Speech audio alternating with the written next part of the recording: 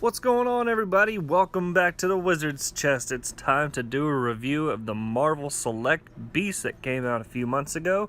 Picked this guy up for $24 at my local comic shop, and he looks awesome. I was kind of on the fence about him when I saw some promotional pictures, but as soon as I saw him in this store, I knew I had to have him. He looks awesome, and he is huge. So there you can see the standard painting of the figure. Inside there's a little synopsis of Hank McCoy, aka the Beast. If you want to pause it and read it, you can do so. And there's some others that are coming out in this line. Definitely gonna be picking up that Colossus and Wolverine for show. But now you can see that he comes in that big ass case. He does have that display back there, which is pretty cool that they include that, all for $24.99. So here he is out of his plastic confinement, and he is awesome. Definitely a good sculpt on him. I like the different washes of the dark blues to light blues, the heavy sculpt on the fur going into kind of a lighter sculpt of the fur. Kind of smooths out in some areas. So pretty cool. The white eyes are a little stark. I haven't made my mind up about the eyes actually, but I definitely like everything else about him. Like those big ass panties that he's got on. Hey-o! But this definitely is a good representation of this character. He was one of my favorite X-Men growing up, and anytime there's a new sculpt of him, I am one of the first to pick it up. Definitely like this one. I don't know why I was on the fence to begin with, but like the black shorts that he has on, if you want to call it that, with the standard X-Men logo on the front. You can see he's got the permanent growl on, but he does come with a couple sets of hands. So he comes with the open palm that he has on right now, and then these gripping hands, because those pipes back there along the side of the diorama piece, he can actually take those off of the wall and grip them in his hands. So let's show you that real quick if I can get this out of there. Pretty tight. Some of the articulation on this guy is pretty tight too, but I do not mind. I'd rather have really tight than loose any day. So that snaps in pretty good. I like his little blue fingernail polish that he's given himself. Maybe that's why he's a little upset.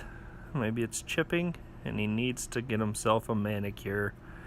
As far as the articulation, you can see it's a standard articulation that most figures have. I think it's 28 or 30 points of articulation. I want to say 28. He doesn't have the double jointed elbow, but he does get up pretty good. He does have that ab crunch, which is awesome, and the waist swivel, which is pretty tight. I gotta work some of these kinks out. And there you can see the interesting way that they give you the articulation in the hips and the legs. Kind of a squared off hinge joint. He does have the double jointed legs, which is nice, and the swivel at the thigh. And he's got that awesome ankle rocker pivot and a hinge. I wish there was a toe hinge, because he's Beast and he's going to be in some crouch positions, so that would have been nice. But what are you going to do? Sacrifice a little articulation to get this cool diorama piece that most of the X-Men come with. You can see it's I think it's supposed to be the war room where they train for their battles and everything, but it's a pretty cool, simple design. And it just snaps together down there at the bottom. It's 3 pieces, so they stack up in the packaging, and then there's 2 separate bars that pop out of those holes right there.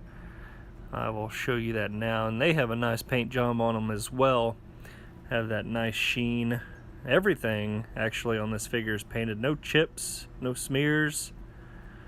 And he grips it. It's kind of loose in the smooth areas, but you can put it along one of those little notches that stick out, and he can grip it pretty well. But yeah, this is an awesome figure. I'll have to look up and see when that Wolverine comes out, because I would definitely want to be picking that up. He stands at a stout 8 inches tall. I'm going to give him with that hair spike up there, kind of the Wolverine hair. Or maybe it's the other way around. Maybe Wolverine has Beast's haircut. So there you can see the nice washes and the fur. And they did make that diorama piece quite big, so he does not stand up above it.